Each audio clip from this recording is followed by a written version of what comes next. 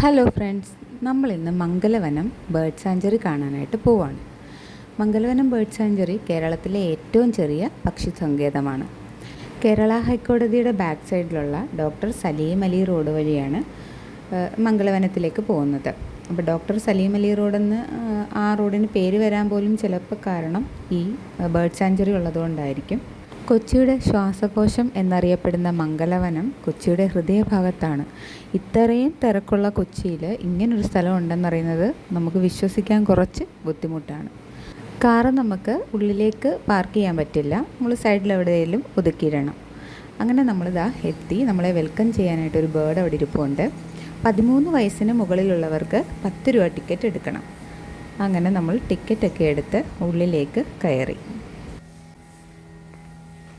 ഇതിനുള്ളിൽ കാണുന്ന ബേർഡ്സിൻ്റെ ഒരു ലിസ്റ്റ് അവരിവിടെ കൊടുത്തിട്ടുണ്ട്. അതിനെപ്പറ്റിയുള്ള ഡീറ്റെയിൽസും കാര്യങ്ങളുമൊക്കെ കൊടുത്തിട്ടുണ്ട്. 72 തരം പക്ഷികൾ ഇവിടെ ഉണ്ടെന്നാണ് ഇതിൻ്റെ അകത്ത് പറഞ്ഞിരിക്കുന്നത്.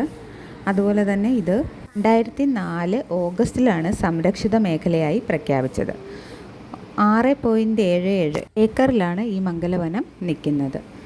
അപ്പോൾ ഈ ബുദ്ധൻ്റെ സ്റ്റാച്ചു ഒരു ഫോട്ടോ പോയിൻ്റ് ആട്ടോ. എല്ലാവരും അവിടെ നിന്ന് ഫോട്ടോസൊക്കെ എടുക്കുന്നുണ്ട്. പിന്നെ ഇതിൻ്റെ അകത്ത് കണ്ടിട്ടുള്ള ബേർഡ്സിൻ്റെ എല്ലാം ഡീറ്റെയിൽസ് ഇങ്ങനെ ഓരോ സൈഡിലായിട്ട് ബോർഡ് വെച്ചിട്ടുണ്ട്.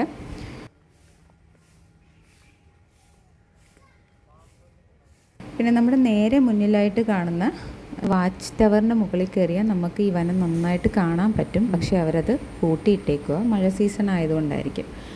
ഇതിനകത്തുള്ള ഈ കണ്ടൽക്കാടുകളെ മാൻഗ്രൂവ്സ് വനങ്ങൾ എന്നാണ് പറയുന്നത് കേട്ടോ. അപ്പോൾ ഇതിനകത്തൂടെ നമുക്കൊന്ന് നടന്നു നോക്കാം. ഇതുവരെ ബേർഡ്സിനെ ഒന്നും കണ്ടില്ല. ചീവീടിൻ്റെ ഒച്ചയുണ്ട്. പിന്നെ അത്യാവശ്യം ഇവിടെ വാഷ്റൂമിൻ്റെ സൗകര്യമൊക്കെ ഉണ്ട് കേട്ടോ.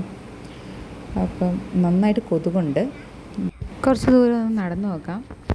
ബേർഡ്സിനെ കാണാൻ പറ്റും എന്നുള്ളൊരു പ്രതീക്ഷയിൽ നമ്മൾ വരണ്ട, കാരണം അത് സീസണായിട്ടാണ് വരുന്നത്.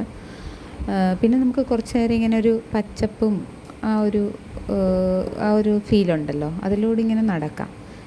ഇങ്ങനെ വലിയ വലിയ മരങ്ങളും അതൊക്കെ പിള്ളേരൊന്നും ഇതുവരെ കണ്ടിട്ടില്ലല്ലോ, അപ്പോൾ അവർക്കൊരു എക്സ്പീരിയൻസ് ആണ്.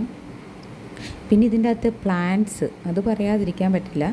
ഈ തറയിലെല്ലാം പടർന്ന് പല വെറൈറ്റി മണി പ്ലാന്റുകളും എല്ലാമാണ് കിടക്കുന്നത്. അതൊക്കെ നമുക്ക് കാണുന്നത് തന്നൊരു പ്രത്യേകതയാണ്. പ്ലാന്റ്സ് ഇരിക്കുന്നുണ്ട്.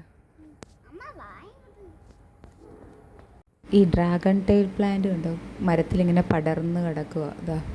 ഇതും പിന്നെ വെറൈറ്റി മണി പ്ലാന്റുകളാണ്. നമുക്ക് ഇതൊക്കെ കണ്ട് എൻ്റെ മനസ്സ് നിറഞ്ഞു.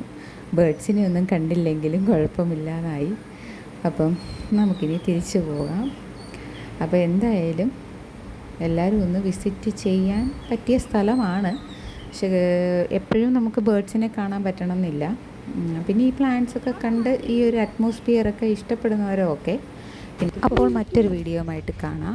By, thank you. നീ എന്നെ പിടിച്ചോണം, ഞാൻ മറന്നു വിചാരിച്ചു.